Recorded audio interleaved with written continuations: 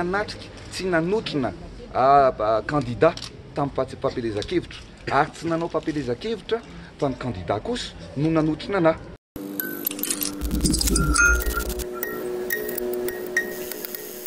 Zava-dehibe ny androandroany amin'ny lafin'ny fifidianana satria zany fifidianana solombavam-bahoaka zany araka ny anarany hoe ny olona zay ho lany sy voafidy solombavam-bahoaka dia hisolo ny vavan'ny vahoaka malagasy any amin'ny distrikta misy anazy tsirairay avy ireo.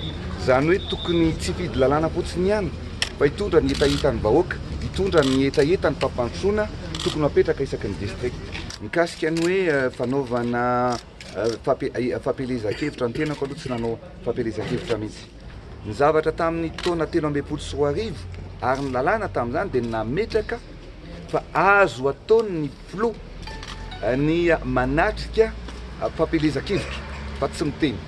Za kosa tamin'ity dia nizotra tamin'ny lalàna madio tsy nanatrika tsy nanotrina candidat tamin'ny fampelezan-kevitra ary tsy nanao fampelezan-kevitra fa ny candidat kosa no nanotrina anahy. Androany hariva dia eto miteny aminareo ihany andeha iona amin'ny ho any France, andeha anainga androany ary iona amin'ny filo frantsay dia ho hitanareo eo nytoy ihany satria zavatra rehetrarehetra tsy vita, ny fifanarahana rehetrarehetra tsy natao nandritra ny 10 taona, ny 80 taona lasa zay tsy maintsy fitaitsika amin'ny tidiako makany a France ty.